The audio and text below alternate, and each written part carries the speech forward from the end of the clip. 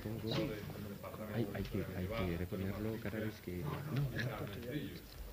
En el sentido de mis palabras, solo es dar la bienvenida al profesor Guichard, en nombre del señor decano, del nivel, en nombre de toda la facultad, y agradecerle su presencia en este acto para esta entrevista, lo cual pues es un honor y una gran satisfacción para, no solo para los compañeros de Historia Medieval, sino para toda la facultad. Sin más, pues vamos a entrar al acto y Antonio Malpica y Carmen Cini tienen la palabra para presentar y entrevistar al profesor Guichard. Muchas gracias. Pues, muchas gracias al señor vicedecano. Muchas gracias a todos y cada uno de los asistentes en estas fechas un poco difíciles, cuando proyectamos hacer el intelectual y su memoria. En estas fechas, que eran las únicas que el profesor Guichard tenía disponibles, puesto que es un intelectual muy requerido en todos los foros, teníamos miedo de que no hubiese una respuesta lo suficientemente favorable, pero yo, que conozco bien tanto al profesor Guichard como a la facultad, sabía que contaríamos con un número de personas suficiente, de acuerdo con la personalidad del entrevistado. El profesor Pierre Guichard, como ya se ha dicho, es profesor en la Universidad Francesa, una universidad que, vista desde España, produce una especie de asombro por su capacidad de producir científicamente, y al mismo tiempo por un aspecto que de alguna manera quiero resaltar, y es su sentido racionalista y laico de la educación, cosa que no ha sido lo normal en otras universidades europeas, en particular en la Universidad Española, que es capaz de producir actos de un contenido académico enormemente importante, y al mismo tiempo actos como el que sucedía en la Sorbona en los años, a finales de los años 60, en el año 68, la famosa revuelta estudiantil y de profesores del Mayo francés, en donde el profesor Molat, por ejemplo, acudía a dar clase vestido de obrero, con un mono puesto, sin que eso significase detrimento de su capacidad de análisis histórico y científico. El profesor Guichard es producto de esa universidad, pero en el mejor sentido de la palabra, es decir, en el sentido racionalista del término, en el sentido universalista del término, y en el sentido de respeto profundo a la diversidad cultural que significa Europa, o que significaba Europa, porque hoy estamos inmersos en un proceso de conversión de las culturas europeas en una gran cultura de toda Europa, respetando, bien es cierto, la identidad, sino también de otras culturas que le son muy próximas, como la cultura islámica, que él conoce también. A mí me gustaría comenzar preguntándole cuál es, de alguna manera, el origen de su estudio, y si eso significa que desde el principio él tiene una inclinación determinada, o por el contrario ha sido algo que se ha ido formando conforme ha ido conociendo la realidad del mundo árabe, a la que él se dedica, fundamentalmente del mundo árabe o del mundo islámico occidental. Y ¿cuál ha sido su experiencia personal en el mundo académico? Y de alguna manera, ¿cómo comienza su trabajo, primero como estudiante y después como profesor en la Universidad Francesa? Porque en realidad tú comienzas tus estudios en la Universidad de Lyon, desde el principio. Sí, después de estudios secundarios, bueno, gracias por toda esta presentación muy elogiosa, demasiado elogiosa, por la invitación también. Sí, he empezado mis estudios universitarios en Lyon después de pasar el bachillerato y haber estudiado en una pequeña ciudad del sureste de Francia, Annonay, y desarrollado todos mis estudios superiores en Lyon, hasta la agregación e incluso más tarde la tesis, pero ya no estaba en Lyon. ¿Tu estudios entonces, de alguna manera, se dirigen desde el principio hacia la historia o hay una etapa en donde... No, yo he hecho historia... Perdona, a ver si de alguna manera podemos... Más alto. Más cerca. Aquí, ¿no? ¿Vale? Sí. Sí, yo me dediqué a historia desde que el primer momento de mis estudios en la universidad, porque me interesaba, pero precisamente no, lo que me interesaba no era especialmente el mundo árabe ni la historia musulmana. Hice historia más bien general. Mi memoria de tesis de licenciatura era sobre historia moderna, documentación notarial de la época moderna, y no tenía relación alguna con el mundo árabe, aunque me hubiera interesado en este momento hacer una tesis de licenciatura sobre las relaciones entre Lyon y el Magreb, pero faltaba documentación, no había bastante documentación en la Cámara de Comercio, y tuve que volverme hacia otro tema. De alguna manera, entonces, es una experiencia que vas acumulando conforme tus estudios se van desarrollando, y bueno, y casi podríamos decir que no es una excepción en lo que es la panorámica general de cualquier estudioso universitario, que de una vocación inicial va conformándola hasta desembocar en el trabajo ya final de su dedicación plena. Pero ¿hubo algún profesor o algún grupo de profesores que de alguna manera influyese en esta actividad del mundo árabe? No, yo después de... no, he tenido un profesor que ha tenido mucha influencia sobre posiblemente mi modo de pensar, mi experiencia histórica, pero no, se llamaba... ya no recuerdo su nombre, era un profesor porque he hecho una parte de mis estudios superiores en lo que se llama en Francia un cagne, o sea, después del bachillerato, para preparar en un instituto clases de estudios superiores que son paralelas a la universidad y en las que se prepara a la Escuela Normal Superior de París, en la que no pude entrar, por fin. Y hubo un profesor, sí, que me dio una idea de la historia muy distinta a la que tenía hasta ahora. La historia me interesaba mucho, pero él tenía una forma de hacerla muy buena, muy interesante, que me pareció muy nueva.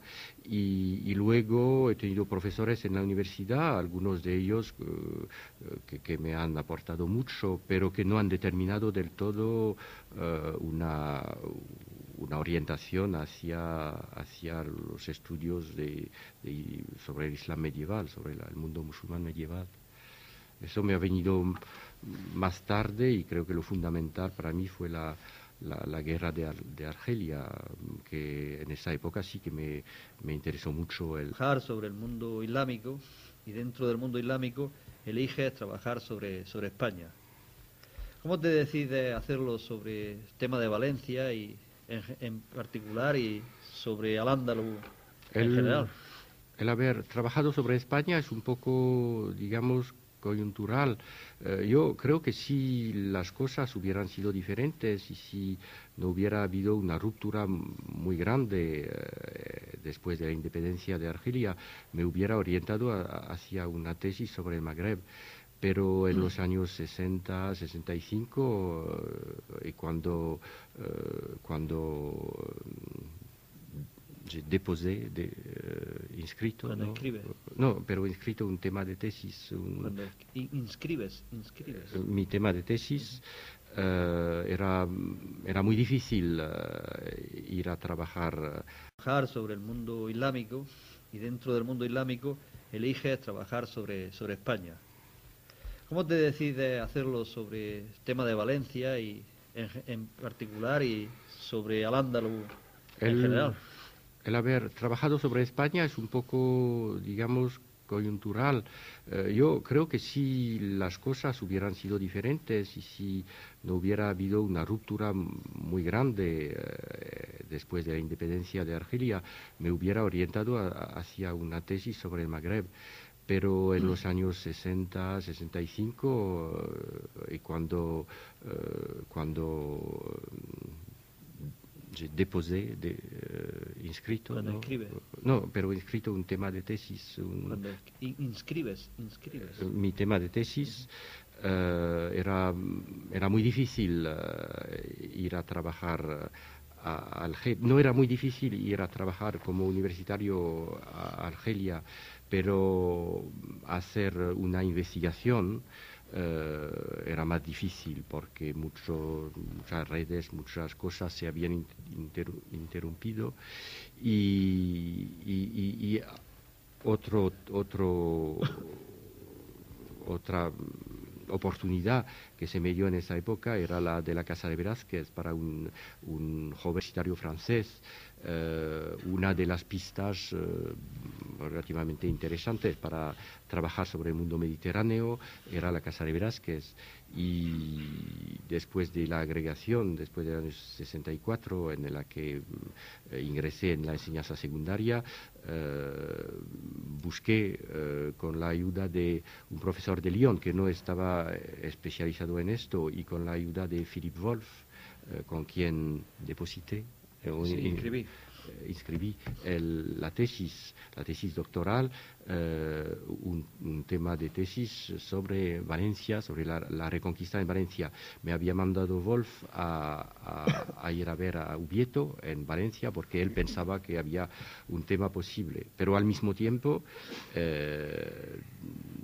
había inscrito otro tema porque se hacían entonces dos tesis distintas en Francia. El sistema francés, estábamos pasando de la antigua tesis de doctorado de Estado asociada a una tesis más pequeña que se llamaba la tesis anexa, o no sé cuál era su nombre exacto, a un otro sistema, el sistema de la tesis nueva, la tesis de tercer ciclo. Yo deposité dos temas de tesis, y uno de ellos era sobre las tribus árabes en España, a partir de la sugerencia que me había hecho de ello un profesor de historia árabe, o de más bien de civilización árabe, que era Roger Naldez, un especialista de Ibn Hazm, que había encontrado en la Jawharat de Ibn Hazm unas páginas interesantes sobre las tribus, el problema de las genealogías tribales en las familias andalusíes, las grandes familias andalusíes, y le parecía interesante explorar un poco este tema, y me lo propuso como tema de tesis secundaria, que pasó a ser luego la tesis de troisième cycle, la segunda tesis, digamos. Bueno, tú llegas a España en los años 60, y a partir de entonces sigues manteniendo un contacto permanente con España, igual que también lo mantienes con el mundo norteafricano. Me gustaría conocer la opinión de un joven francés en aquella época, hoy todavía joven, y todavía francés, pero con más experiencia y con una visión más amplia de lo que es el norte de África y España. Y han pasado muchas cosas desde entonces, sobre todo en España. ¿Cuál es la idea que tú tenías, o cuál era el panorama intelectual cuando tú vienes a España, y qué diferencias encuentras con lo que hay hoy en la actualidad? Bueno, la diferencia es abismal, pero explicar exactamente la impresión que he tenido al venir a España en esa época y cuál podía ser para mí el panorama intelectual español. Me resulta muy difícil porque tengo más bien impresiones que no una visión racionalizada y coherente de cómo era la situación. Es difícil explicarlo. Son recuerdos muy concretos. La primera vez que vine a España pero eso no tiene ninguna relación con la vida universitaria. Fue a trabajar en un campo de trabajo del CEU, porque no había otra forma de venir a España para un estudiante francés. Y no muy en Bobadilla, creo, cerca de Bobadilla, y volví pasando por Granada. Y Granada fue mi primera impresión urbana de España. Y me quedé 3 o 4 días con ellos, con estos estudiantes que no sé lo que son devenus, y que eran muy simpáticos, pero todavía con la camisa azul y todo. Y bueno, y esto era bastante temprano, no antes de cuando era todavía estudiante después del bachillerato. Pero más seriamente, después, cuando llegué por primera vez con la idea de hacer una tesis en Valencia para ver a Ubieto la primera vez, debió de ser en el 66.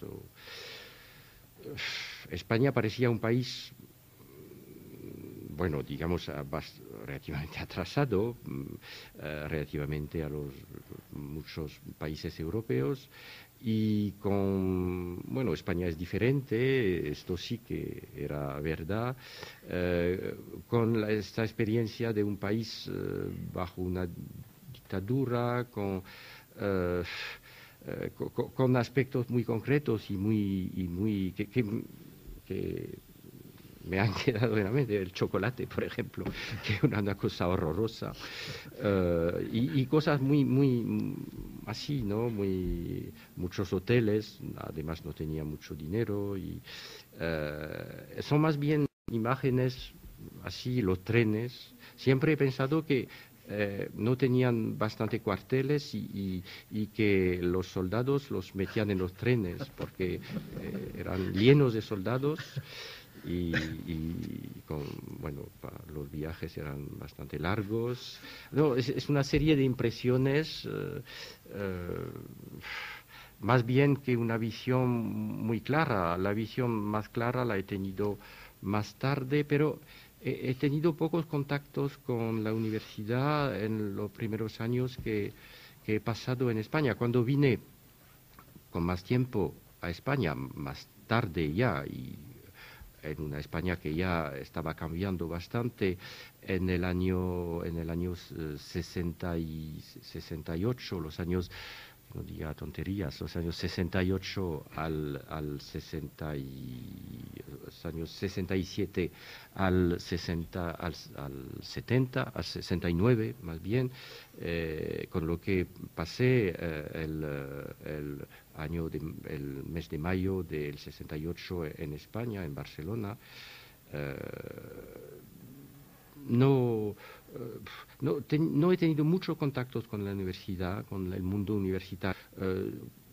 Con Valencia sí, un poco, con los medievalistas de Valencia, con Ubieto algunos. Había entablado algunas relaciones con Luis y Miranda, pero era muy viejo, muy amable, muy viejo. Con gente de Madrid poco.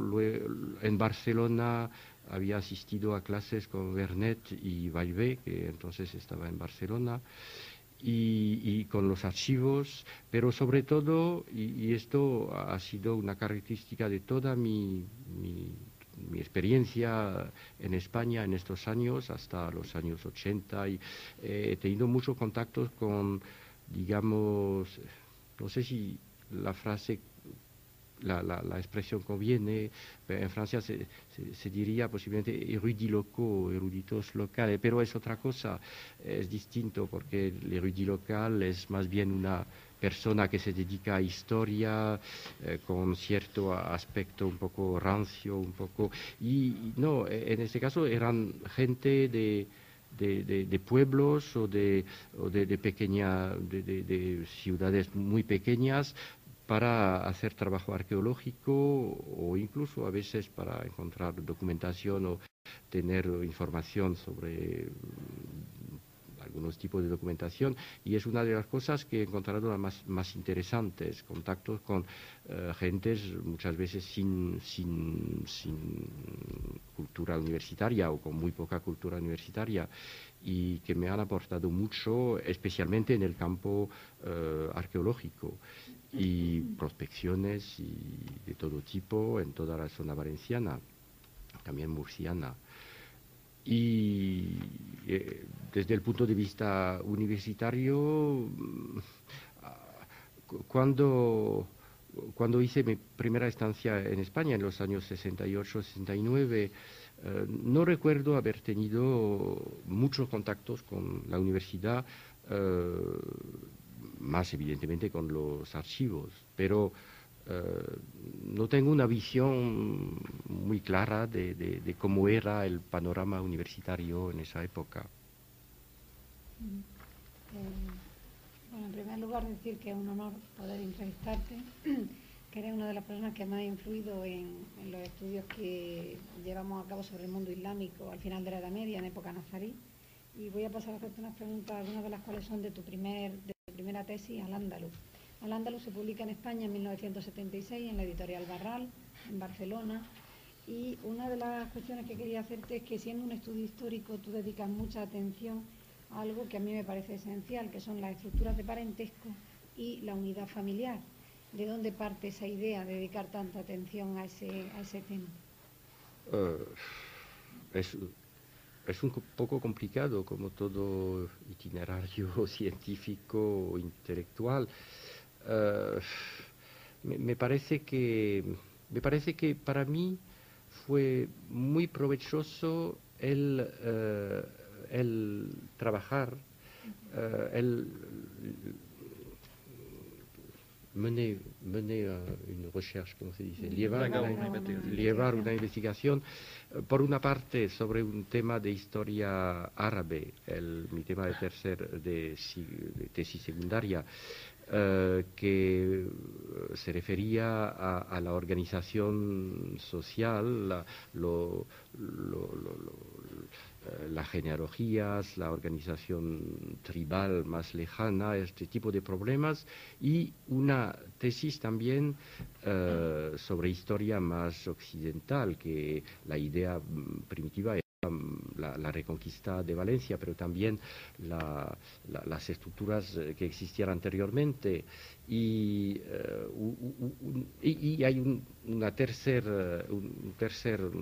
punto que creo muy importante, es la lectura del libro de Germaine Tillon, Le Harem et les Cousins, que para mí fue que había leído cuando al final de las tesis de Germaine Tillon las había desarrollado ya antes, sobre la organización del parentesco en el mundo mediterráneo, y también lo de Caro Baroja, lo que había escrito Caro Baroja sobre estas cosas. Y me dio un conjunto de preguntas, de observaciones que me llevaron la observación de la toponimia de tipo gentilicio en Valencia, también la frecuencia de estos topónimos, me llevaron a esa idea que debía de haber una relación entre que estos topónimos eran muy parecidos a los del mismo tipo que se encuentran en el Magreb, y que debía de haber una relación con las influencias que había experimentado la sociedad valenciana de época musulmana, y más ampliamente la sociedad andalusí a partir de estas estructuras bastante originales, si se las compara con las estructuras de origen del mundo occidental. El tema o la tesis básica de tu libro Al-Ándalus es que en el enfrentamiento entre estas dos sociedades, una con estructuras de tipo oriental basada en el asmatismo y la familia extensa, y otras, las occidentales, basadas en el parentesco bilateral y la familia más reducida, va a acabar imponiéndose en Al-Ándalus la estructura oriental, que es más dinámica. Esto era una conclusión muy fuerte para los tiempos en que tú realizas en que esto se publica, ¿eh? ¿Cómo llegas a esta conclusión? Un poco por la toponimia valenciana, el comprobar que en Valencia, cuando la conquista cristiana, muchos pueblos todavía llevaban nombres de tipo clánico y tribal. No sabemos si todavía eran operatorios, se dice, operativos, pero son muy numerosos, y también en Mallorca, mucho menos en el resto de Al-Ándalus, pero esta tesis la desarrollé a partir de mi experiencia valenciana, y poco a poco, bueno, intenté... Cuando se intenta probar una tesis, se busca más bien lo que va en su sentido que lo que va en contra.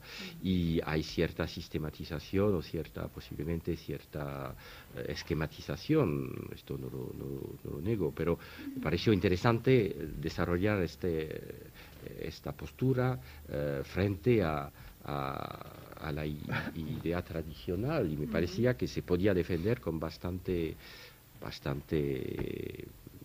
posibilidad de ser cierta, con bastante coherencia, por lo menos. En este sentido, ¿qué problema encuentras entre los investigadores españoles para desarrollar tu trabajo? Ninguno, porque francamente los conocía mal. Cuando publiqué mis contactos con la vida universitaria y los universitarios españoles, aparte de unas excepciones, son más posteriores a la publicación de mi tesis, de mi Al-Ándalus. Conocía, por ejemplo, Miguel Barceló, que fue el primer, ¿cómo decirlo? El primer apoyo, no, más que apoyo, él me lo hizo traducir y publicar en Barral. Y Miguel Barceló lo conocía desde poco tiempo. Nos encontramos en un congreso no sé dónde, y se interesó por la tesis que defendía, y me pidió el libro entero, y lo hizo publicar. Pero después hubo reacciones, digamos, resistencia, pero antes había publicado en la Casa de Velázquez un artículo sobre el poblamiento de Valencia, que había suscitado ciertas reservas, pero el hecho de estar fuera del sistema universitario español, para mí fue, creo que, una fuerza, porque tenía una mirada totalmente, y no dependía en nada de este sistema, dependía del sistema francés, y para mi carrera, por lo tanto, yo tuve la oportunidad de publicar esto, y sin problemas de ningún modo. ¿Qué impacto fue el que tuvo Al-Ándalus después de su publicación en el ambiente intelectual español? No sé si es a mí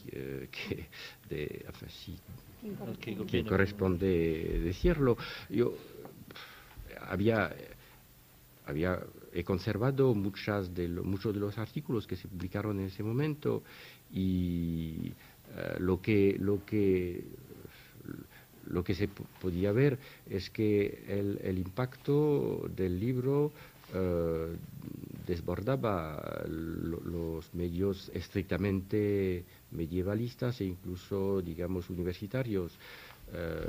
Uno de los artículos que más me interesó, fue uno de José Luis Aranguren en La Vanguardia, que dedicó una página entera al libro, y me pareció que era la señal de que había interesado a gente que no estaban especializadas en historia. Sin ánimo de agotar el tema, porque efectivamente es imposible agotar el tema, ya que tu trabajo continúa en los años siguientes. Tú vuelves a Francia, vuelves, si no me equivoco, a la Universidad de Toulouse, Sí. y después vuelves a Lyon, que es ya tu hogar a todos los niveles, ¿no? Y comienza toda tu producción científica, que va a alcanzar otro punto importante en la tesis de Estado, que de alguna manera es el primitivo proyecto que tenía, la Reconquista de Valencia. Yo aún recuerdo cuando estabas terminando de escribirla en el mismo Lyon, en el año 86, si no me equivoco, 86, sí. 87, y en ese mismo instante consolida de alguna manera investigación este trabajo. ¿Qué piensa o qué diferencia crees que hay entre tu primera tesis y tu tesis de Estado?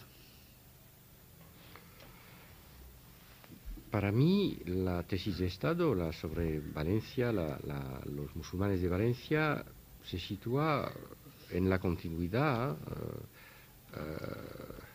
de la otra, pero los aspectos tratados son distintos, y es más bien el problema de las estructuras político-sociales o político-administrativas, y el problema del por qué esta sociedad andalusí, esta formación sociopolítica andalusí no logra encontrar los medios o los cambios necesarios, o adaptarse al desafío de la conquista cristiana. Pero en el trasfondo me parece que continúa existiendo un tipo de organización social básica que evidentemente no es tribal. Yo no he dicho que había habido tribus en el siglo XIII en el andaluz, ni posiblemente mucho antes, pero una sociedad que está mucho más relacionada con el mundo árabo-musulmán, que no con otro tipo de organización característica del mundo occidental, de la Europa latina de la época. Y desde este punto de vista creo que hay una continuidad y una coherencia entre este primer libro sobre el andaluz y el otro sobre los musulmanes de Valencia. En esta segunda tesis me parece que una de las cosas más relevantes es que trata del siglo XI al XIII, en el momento en el que el modo de producción feudal está en su apogeo en el occidente medieval, y en esta tesis usted dice que Al-Ándalus no participa de estas estructuras feudales, incluso sigue utilizando el concepto de sociedad tributaria de Samir Amin, como repite en el mismo prólogo. ¿Cómo llega a esta conclusión? ¿Por qué concluye esto? ¿En qué se apoya? Por una parte, me parece que se puede demostrar con bastante facilidad que no hay en Al-Ándalus ningún tipo, es la impresión que tenía entonces, ningún tipo de organización de tipo feudal o señorial. Incluso casi no existe el modo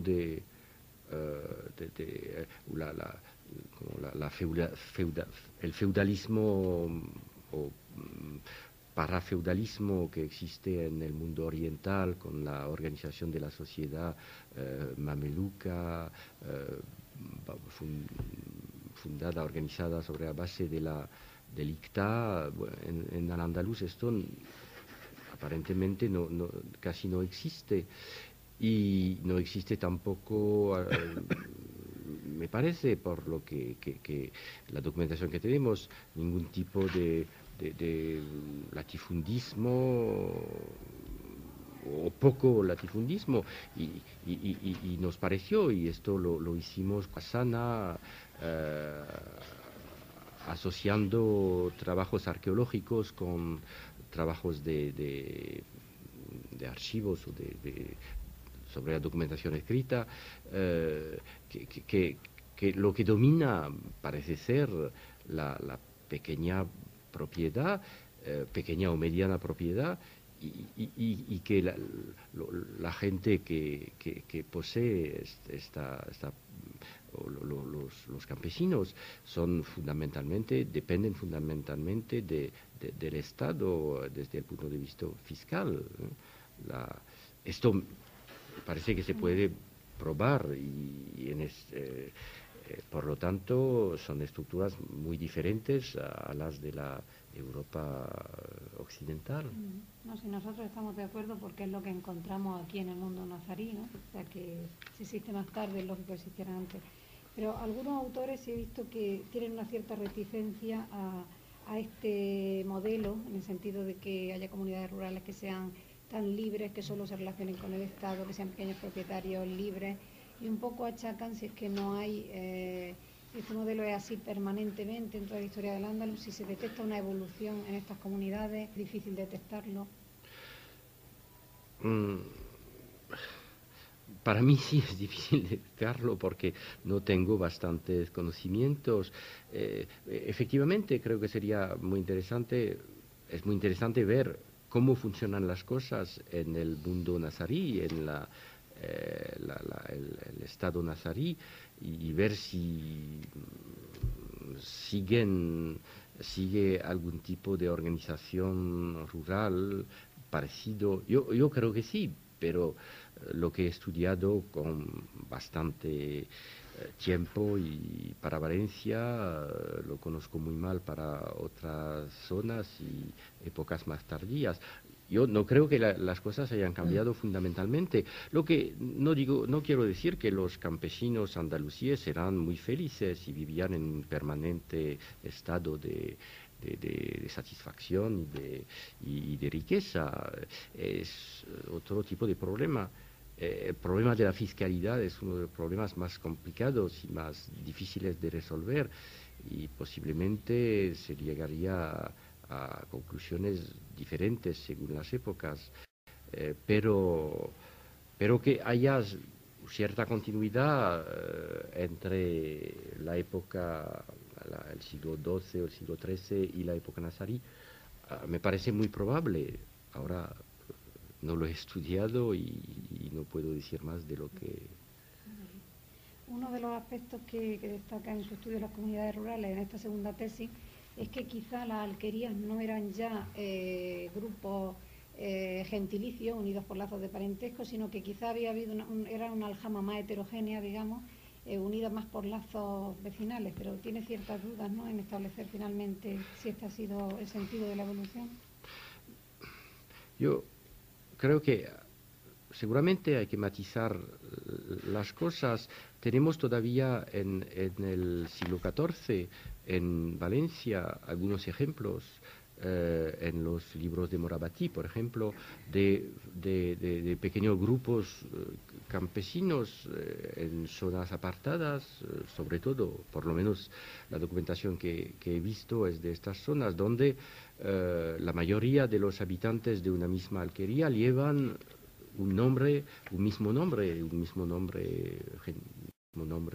de familia, digamos, 10 o 15 familias que se ve que llevan, que pretenden o que consideran que descenden de un antepasado común. Y creo que esto también se existe en Andalucía, porque en el viaje de Imbatuta dice que llega a la alquería de los Bandurria en un determinado momento y que es recibido por su jefe.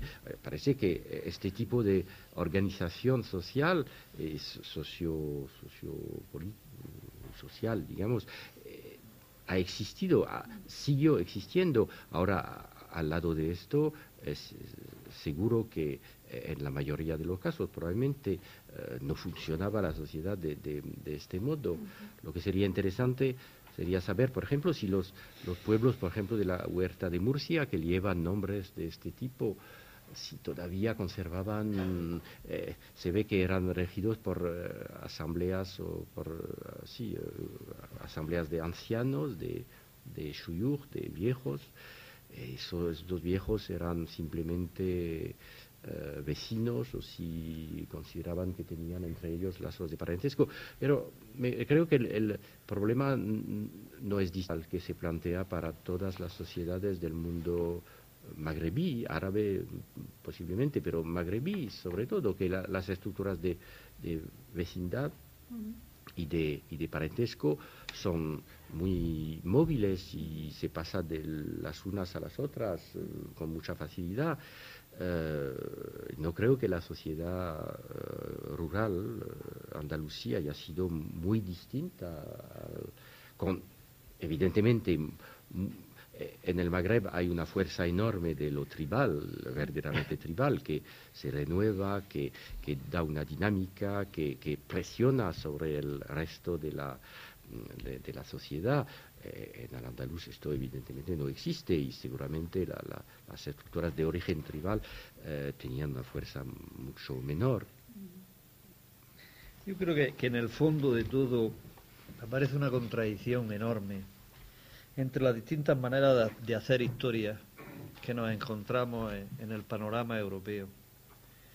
He discutido con muchos colegas y la verdad, no lo puedes ignorar, muchos colegas del medievalismo no ven clara la aportación que tú hayas podido hacer sobre el mundo andalusí. He de decir que hay dos grandes grupos que están alineados en contra de tus tesis. Unos defienden a ultranza un concepto histórico que a mí me parece sencillamente imposible de defender, que es la historia del Estado como la única historia posible. Y en ellos se han alineado el zar, los reyes, la iglesia, el papa, etcétera, etcétera, porque era una especie de fantasma que recorrió Europa y todo el mundo tenía que atacar a ese fantasma. Yo creo que no merece una consideración especialmente significativa desde mi personal punto de vista y no me voy a detener ni siquiera a dar nombres, porque es una especie de historia rediviva de esa España eterna que a veces desgraciadamente incluso ha aprendido más que nada en el mundo del arabismo, pues lo veremos después sobre eso, más que en el mundo del medievalismo. Y en segundo lugar, sí hay un grupo de intelectuales que me parece un poco más compleja la realidad, que son unos intelectuales de formación marxista, de un marxismo ortodoxísimo, de un marxismo que tiene, sin quererlo, todavía los principios de Stalin, y que piensa que el feudalismo es una realidad universal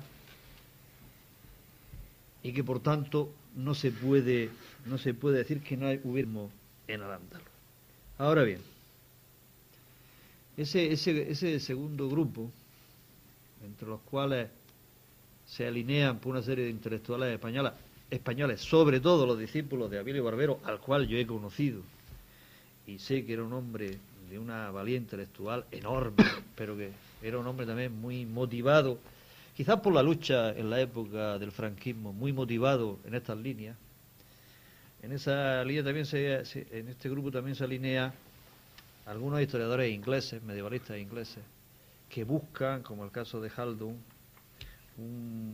una formación social que a fuerza de ser universal es todo y es nada. Pero yo lo que quería concluir con esto, y es lo que quería comentar, que tú nos comentases, es que quizás tu pertenencia a la universidad francesa, en vez de a otras universidades europeas, que siempre ha tenido como estandarte el racionalismo y ha tenido como estandarte un poco la heterodoxia, no seguir una doctrina demasiado rígida. De hecho, hay quienes dicen que mientras los ingleses son marxistas, los franceses son socialistas o jacobinos, no son marxistas en el sentido estricto del término. El hecho de pertenecer a una universidad francesa que obliga a un ejercicio intelectual distinto al que hay en otras universidades, ¿no te parece que de alguna manera ha dado lugar a que tus planteamientos sean, en realidad, desde la perspectiva, la otra perspectiva no la contemplo porque creo que no merece la pena gastar ni un minuto en ella, desde la perspectiva del marxismo europeo, del materialismo europeo, que sea una postura heterodoxa, porque en realidad tú, cuando trabajas sobre el Andaluz, dices que no conoces la obra de Samir Amin. Es cuando ya posteriormente publicas al Andaluz, es cuando conoces la obra de Samir Amin, y en realidad la obra de Samir Amin es heterodoxa con respecto al materialismo que ha impregnado la mayor parte de los estudios históricos en Europa, y muy especialmente, digo, en algunos grupos españoles, de los cuales me considero incluso amigo y a veces hasta discípulo, ¿no? Yo recuerdo las conversaciones con Abilio Barbero en este sentido, y con discípulos de Abilio Barbero, o con amigos de Abilio Barbero, y con los ingleses, con los que también he discutido sobre este tema.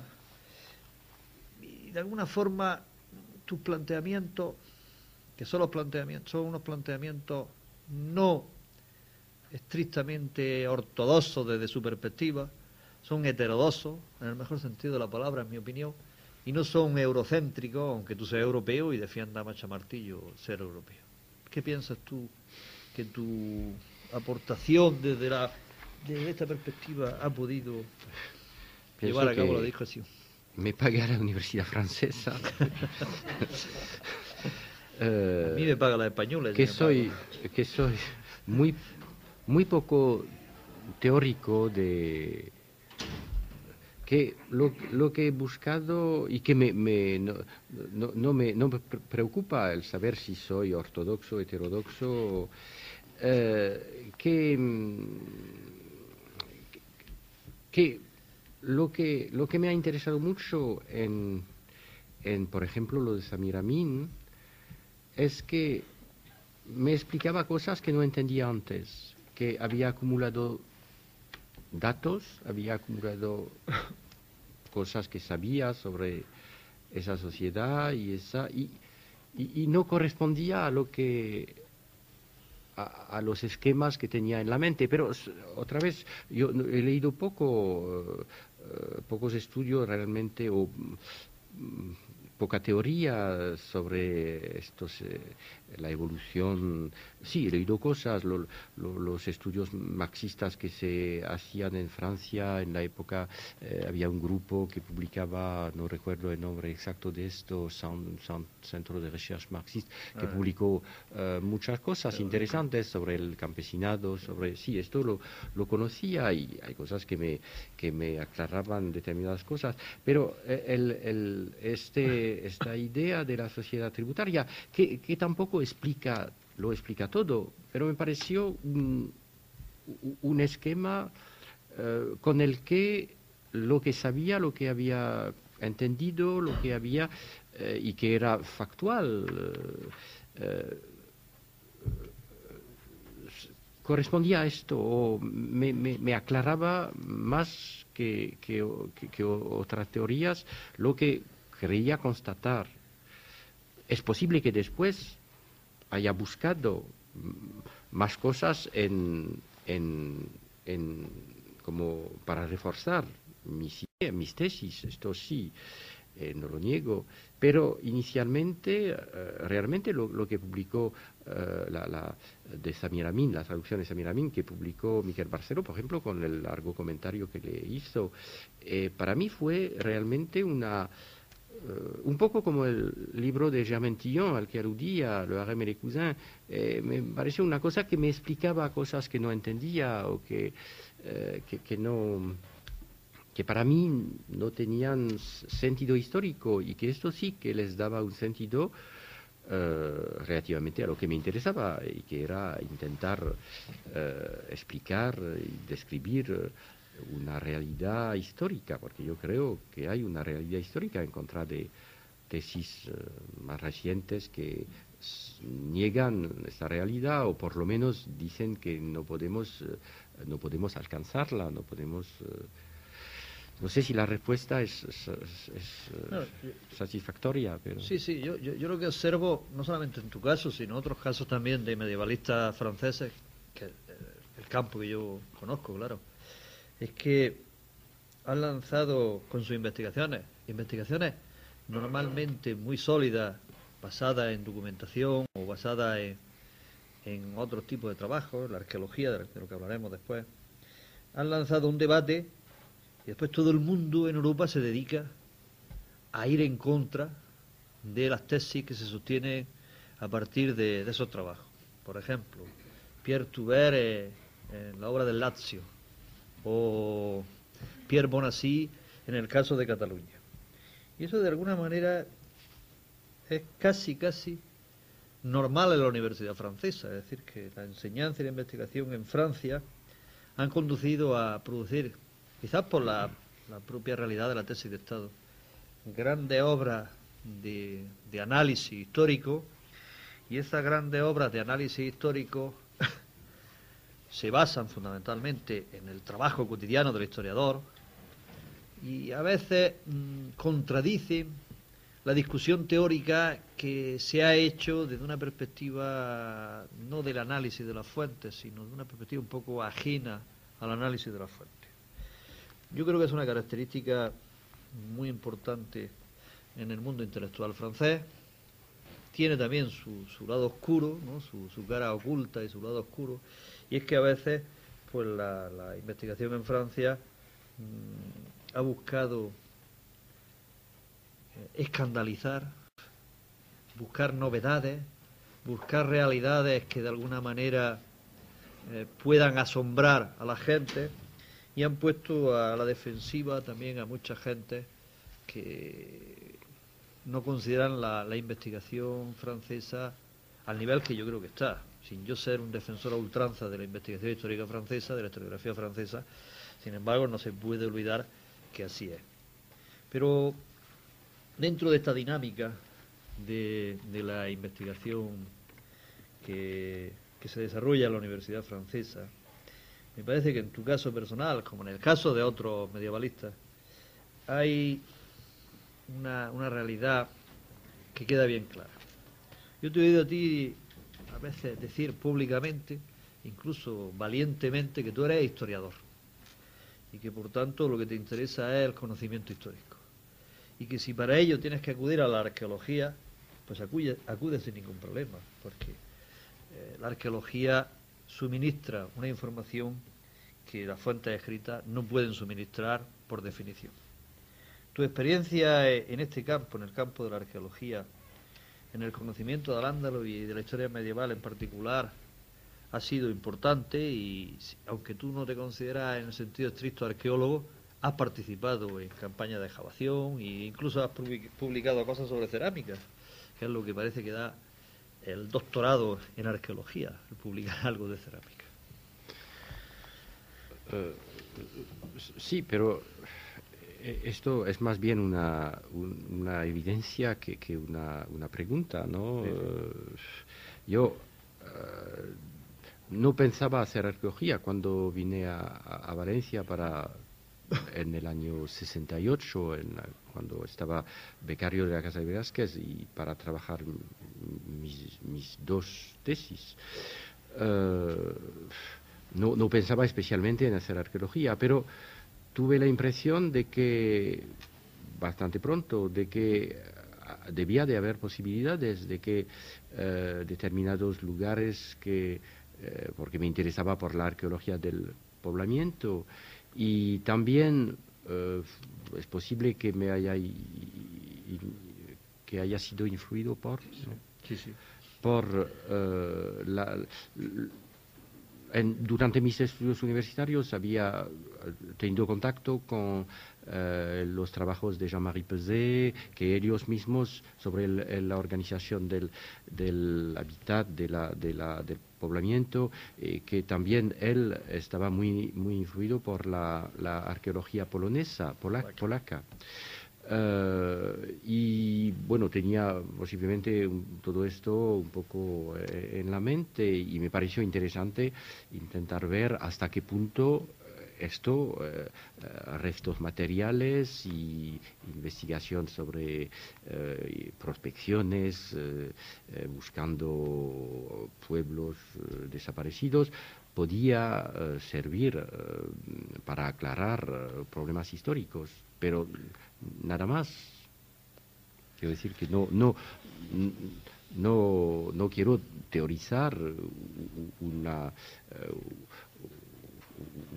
sistema de colaboración entre historia y arqueología. Lo que me parece seguro es que deben de ir juntas. En esa época, y además con la figura que tú has destacado, que desgraciadamente ha fallecido hace pocos años, Jean-Marie Peset, estaba muy en discusión todo el tema de los asentamientos rurales, como tú has dicho, de los villages désertés, la experiencia polaca. Es decir, se había dado un giro en el conocimiento histórico, yo creo que de una realidad enorme, es decir, y de una riqueza enorme que quizás no se ha valorado suficientemente hoy, que estamos muy en retroceso, no solamente la arqueología medieval, sino en general toda la arqueología, que considero que está en uno de sus peores momentos, en una de sus crisis de conocimiento más grandes.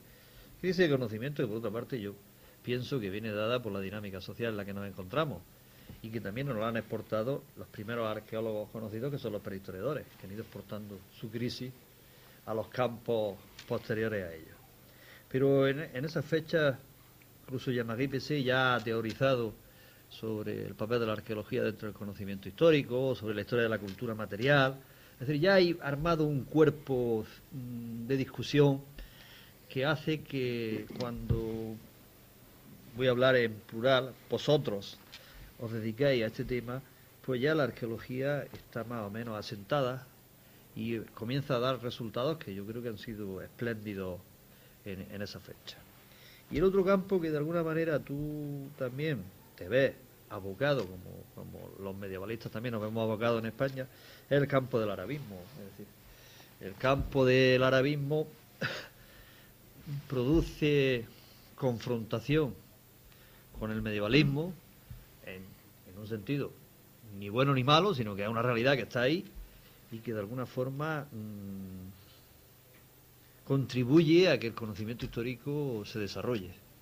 Tu experiencia concreta en la Universidad de Lyon ha sido también con arabistas y ha sido también con historiadores puros del mundo islámico. No, la formación que he recibido en Lyon era una formación de historiador medievalista o historiador en general, sin ninguna referencia al arabismo, a problemas de historia árabe.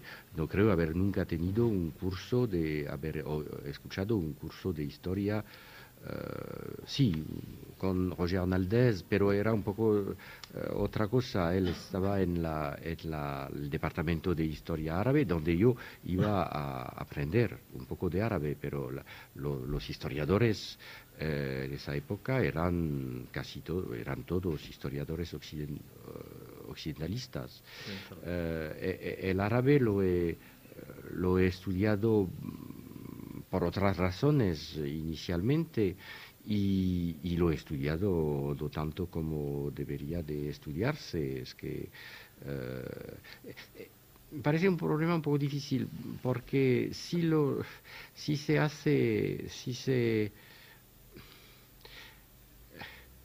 un poco es un poco el mismo problema que para la arqueología.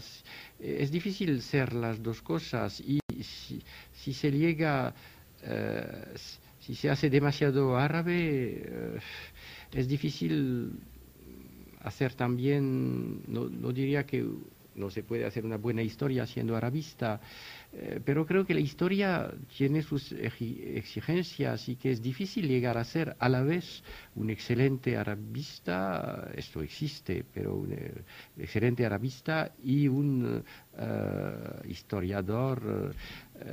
No se puede hacer todo, pasa igual con la arqueología. Tenemos que, hasta cierto punto, versar, se puede decir, de un lado o de otro. Yo he tenido la suerte de trabajar con un arqueólogo, con Rebassana, y he colaborado con algunos historiadores como Thierry Bianchi, pero no para lo que era puntualmente y sin...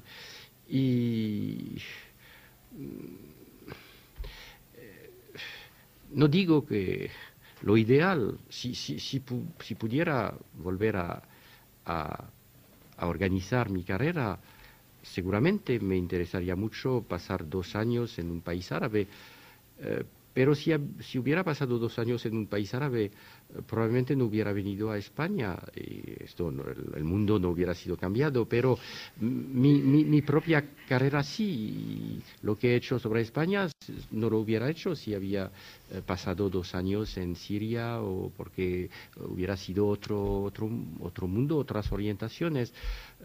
Por lo tanto, he tenido que conformarme con lo que había practicado de árabe, lo que había practicado de arqueología, e intentar a partir de esto hacer la mejor historia que podía. Sí, estoy de acuerdo que cada historia personal e intelectual lleva por unos caminos y no tiene marcha atrás. Muchas veces estos caminos te vienen marcados por el ambiente en el que vives. Estoy seguro que tú desembocas en este camino, pues lo has explicado bien claramente. Como todos hemos desembocado en los caminos que tenemos por los mismos motivos o por motivos parecidos. Para ir terminando, a mí me gustaría hacer 2 bloques muy breves sobre el futuro, porque hemos hablado de tu experiencia vital y profesional y te vamos a plantear 2 bloques, un bloque sobre lo que sería los temas de investigación que puedan ser más candentes hoy en día y otro bloque de la experiencia intelectual y profesional en el mundo de hoy, que ya no podemos sino apuntar, pero bueno, para comenzar el primer bloque y porque a mí particularmente me ha interesado en los últimos tiempos, porque por motivos profesionales, en tu trabajo normalmente te has dedicado sobre todo al mundo rural. Tú mismo llegas a decir la historia de los españoles de Benassar, que es lo que menos se conocía en el mundo islámico, que todo el mundo conocía la ciudad. Sin embargo, en los últimos tiempos, en el modelo que estaba construido, la ciudad parecía bastante desdibujada y no tenía la atención que merece. Nos guste o no nos guste, aunque no se haga una historia del Estado en el sentido que se ha hecho la historia tradicionalmente, la ciudad es una realidad que está ahí y que no se puede obviar. Y tú has intentado recoger las líneas generales del debate y lo has lanzado, que ha sido contestado también recientemente por Manolo Acier en un trabajo suyo, sobre los orígenes de la ciudad en Al-Ándalus, sobre los orígenes de la ciudad islámica en general, y todo el problema del carácter, por lo menos en su primera fase, su carácter gentilicio, su carácter tribal, y cómo ha habido una evolución, tema en el que sigues también a algunos otros historiadores franceses, ¿no? El problema de la evolución de la ciudad, que creo que sería una cuestión que la investigación debería de profundizar, máxime ahora que contamos con más datos que nunca, porque la arqueología se ha volcado casi exclusivamente en las ciudades. Los resultados son, bueno, a veces tremendamente decepcionantes, pero en fin, habrá que de alguna forma volver sobre ellos cuando tengamos la calma suficiente y cuando ya no quede nada que excavar, pues lo hayan destruido todas las máquinas y los pisos de 90 metros cuadrados que se están haciendo. ¿Tú consideras que en el conocimiento histórico este papel de la ciudad islámica debe de ser profundizado en la investigación?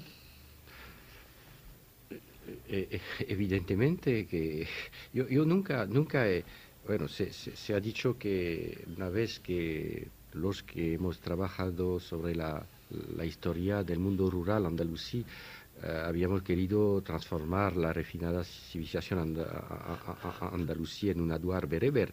No, bueno, teníamos para la zona valenciana sobre la que hemos trabajado, teníamos mucho más datos en la documentación, tanto en la documentación arqueológica, los restos de castillos, por ejemplo, o de pueblos, y la documentación escrita por la crónica de Jaime I, toda la documentación de la Corona de Aragón, de los archivos de la Corona de Aragón. Había mucho más documentación sobre el mundo rural y muy poca sobre el mundo urbano. Ha sido una de las razones que nos han llevado a escoger más bien este camino. Evidentemente, la ciudad en el mundo musulmán es una realidad muy importante y hay que investigar sobre ella. A lo que aludías de un artículo que publiqué en un simposio sobre la historia de las ciudades en Madrid, simplemente me había intentado ver hasta qué punto las tesis defendidas por Jean-Claude Garcin, el profesor en Aix, que habían parecido muy interesantes sobre una evolución de las ciudades en el mundo musulmán, valían o no para al andaluz. Y yo he tenido la impresión de que hasta cierto punto sí que estas tesis podían ser interesantes, podían ser aclaradoras. La idea de ciudad gentilicia que defiende él se aplicaría, por ejemplo, me parece, a la historia de Sevilla en el siglo IX, durante los disturbios de finales del siglo, cuando vemos que algunas grandes familias árabes apoyadas en sus clanes o en sus tribus o en sus llegan a tomar el poder en la ciudad. Ahora estoy convencido de que nunca encontraremos ningún indicio arqueológico de esta presencia o de esta existencia de este medio tribal. No pienso tampoco que Sevilla haya sido como Kufa, organizada sobre la base de una repartición entre tribus inicialmente. Es otro modo de funcionar de una sociedad que sería muy interesante conocer mejor. El haber tenido más oportunidades de estudiar el sector campesino no quiere decir del todo que el otro aspecto no me interesa, pero he estudiado más bien el otro aspecto que no este. Sí, yo quería aprovechar un poco para preguntarle por la otra vertiente, porque también nos hemos dedicado, por supuesto Antonio Malpica también, más al mundo, o mucho también al mundo rural. Entonces, durante un tiempo teníamos un poco la ilusión de que al final del mundo islámico, que es el reino nazarí, veríamos claramente, teníamos más posibilidades de ver un poco la evolución de esta sociedad rural que parece tan constante casi durante todo el tiempo. Pero conforme más vamos sabiendo, más ambiguo empieza a ser todo. Entonces, por ejemplo, casi podemos decir que los clanes no se mantienen, pero por otro lado se mantiene la herencia, la parentela agnática. Hay veces que los clanes, la parentela agnática vende junta todas las tierras, luego analizas un parcelario y te das cuenta que hay propietarios individuales, luego observas que se practica la exogamia, pero a cambio encuentras cuestiones muy tradicionales como el Consejo de Ancianos en las principales ciudades del reino, al final del mundo del mundo nazarí. Entonces, me gustaría saber un poco su opinión, si cree que habría una cierta evolución hacia algo que la gente parece que tiene mucha ilusión en encontrar, que es la sociedad feudal del mundo islámico. Pero ¿Cómo ve esto? yo creo que esta sociedad árabo-islámica ha evolucionado desde los primeros tiempos. Las tribus que funcionan, que los autores las llaman qabail, o sea, tribu, no hay otra traducción posible, que vemos por ejemplo, en la época ya en el siglo VIII, cuando la llegada de Abderramán I, ya no son las tribus del desierto arábico, son organismos que se refieren todavía a orígenes tribales, pero que han cambiado mucho, que son más bien grupos de presión para conseguir el poder o para influir sobre el poder, y pasa igual hasta ahora.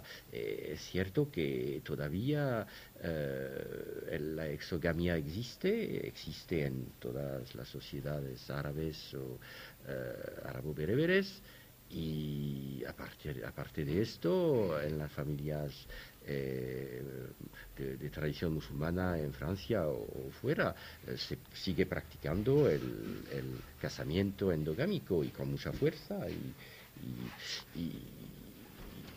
hay que intentar ver cómo funcionan estos sistemas. Pero los sistemas intelectuales, los sistemas formalizados, no son la realidad. La realidad es otra cosa, la realidad histórica o incluso actual, que tiene que tener en cuenta todas estas realidades puntuales, estos hechos que se pueden constatar bien en la historia, bien incluso hasta la sociedad actual o las sociedades actuales. No me parece que haya ninguna contradicción. Todo esfuerzo para entender las cosas tiene que esquematizarlas hasta cierto punto. Pero también existen las realidades concretas, y que hay que intentar articularlas con los esquemas que tenemos en la mente, pero esto no es un scoop, ¿no? Pues yo, para terminar, me gustaría hacer una pequeña reflexión, que tú nos dijese algo sobre esto, ¿no? Y hemos estado además juntos hace poco en un encuentro sobre musulmanes y cristianos, sobre el diálogo o no diálogo entre musulmanes y cristianos. En el mundo en que vivimos parece ser que el problema es fundamentalmente el mundo islámico, mientras en otra época eran los pueblos enviados por God y Magot para preludiar la venida del anticristo y la llegada del fin del mundo, que venían de las estepas. Después fue el peligro amarillo, el peligro oriental. Hoy en día parece que el peligro es el peligro islámico, tanto de Oriente como del norte de África. Y desde tu experiencia intelectual, que es una experiencia además no solamente cultural, sino una experiencia social, como francés que ha asistido, ha batido, según pude comprobar, el 18% de votos para Le Pen en las últimas elecciones francesas, y como europeo que ha asistido también al fenómeno no ya de un racismo, porque si fuera un racismo pues tendría su explicación, sino de todos juntos contra los musulmanes que preconizaba este holandés que mataron en la calle, que veía todo bien y decía que los musulmanes el peligro era porque estaban en contra del homosexualismo y él era homosexual, y que lo ha sustituido un caboverdiano como segundo líder. Ahora tuve ocasión de hablar con Peter Emmer, que es holandés, y estaba también un poco escandalizado por este tema.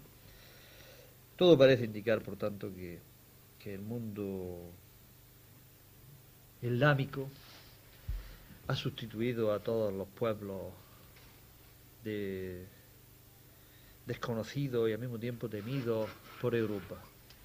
¿Cuál crees tú que es el papel de nuestra cultura, una cultura en la que tú estás instalado, que es la cultura no ya europea sino francesa, de convivencia diaria con la realidad norteafricana, con la realidad árabe, con la realidad islámica? ¿Cuál es el papel que tenemos nosotros para poder de alguna manera lanzar una esperanza de futuro? Porque si no, tendremos que esperar que nos llegue el último viaje, como decían los franceses, tranquilamente y desistir de poner un poco de orden y de razón en el mundo en que vivimos. Bueno, es una pregunta a la que es dificilísimo de contestar y sobre este punto también son cosas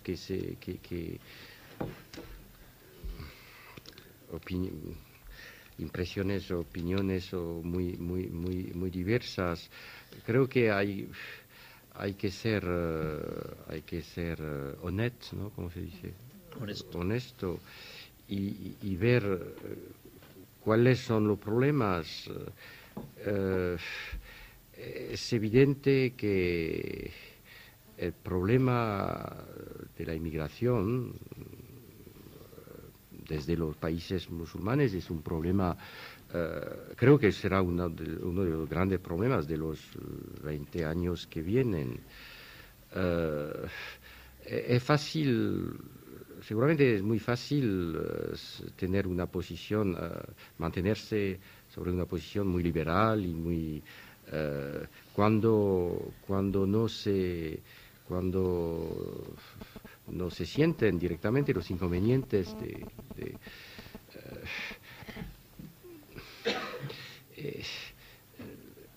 en realidad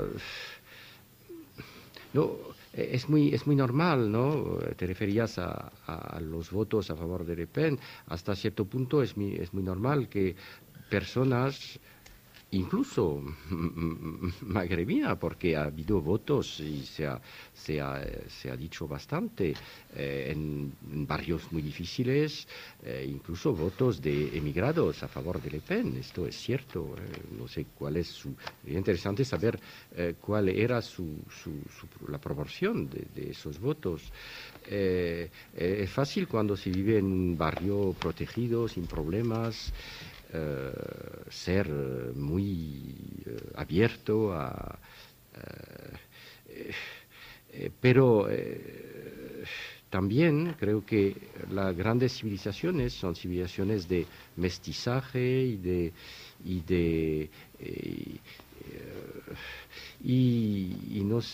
el problema será evitar inconvenientes o problemas demasiado grandes procedentes de la inmigración, y yo creo que yo espero que esta corriente de inmigración se mantenga, pero implica también problemas muy complicados. En Francia ahora tenemos un número muy grande de médicos en los hospitales públicos, de médicos árabes o venidos de África Negra, que muchas veces tienen un estatuto un poco... esta gente no se les va a impedir que trabajen en Francia, y además si no trabajan en Francia el sistema sanitario se plantearía muchos problemas, pero también se puede pensar que un médico senegalés o viniendo de Níger o del Malí podría jugar un papel en su país más importante, más necesario que en nuestra sociedad. Me parece es imposible dar una respuesta al problema general. El problema sí que lo vamos a tener, y en Francia lo hemos tenido. Por una parte, este voto bastante masivo para unas tesis en el fondo xenófobas. y por otra parte una reacción muy simpática, muy deseable, especialmente de los jóvenes, en el sentido contrario, pero encontrar las buenas soluciones a todos estos problemas que van a ser, creo que pronto muy difíciles de resolver. No sé, no tengo soluciones, no soy político y simplemente en cuanto a historiador, creo que en la historia ha habido más conflictos de civilizaciones que intercambios culturales. Lo bueno sería que para el futuro haya más intercambios culturales que conflictos de civilizaciones. Esto es un problema político muy grave, muy difícil y creo que cada uno a nuestra escala tenemos que... Pero cuando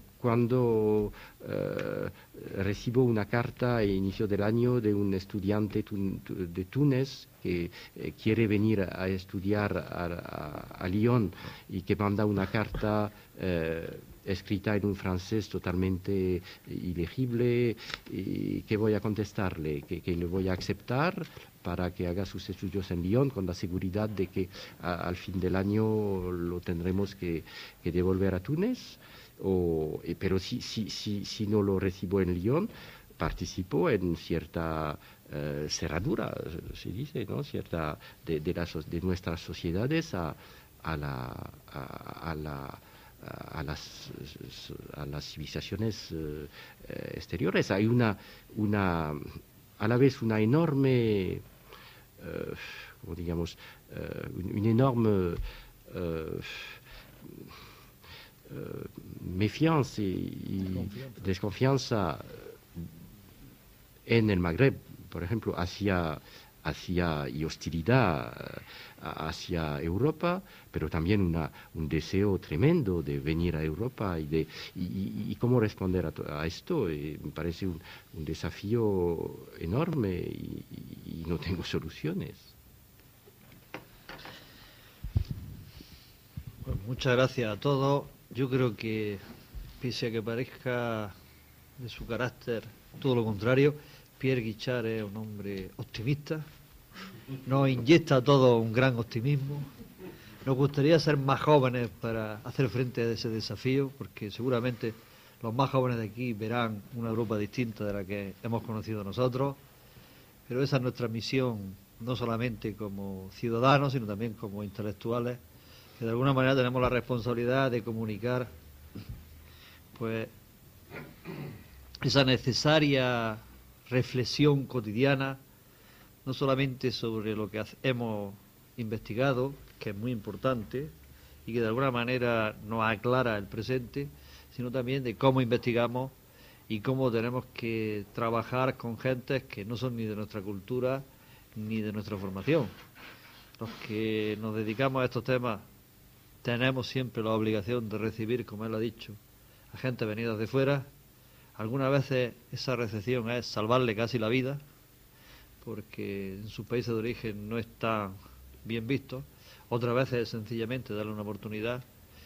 Y yo creo que desde una posición no de superioridad, sino de diálogo entre culturas, es como podremos construir un mundo mejor, que yo creo que todo el mundo, menos los que ya viven muy bien, quieren que se haga en Europa, que siempre ha sido el baluarte de las libertades y ha sido el baluarte de la cultura, y pese a que estemos regidos ahora por el vaquero de Texas, que ahora que volví de Italia van a suspender todos los vuelos en Italia en torno a Roma, toda la mañana, para recibir a George Bush, lo cual va a costar no sé cuántos miles de millones de euros.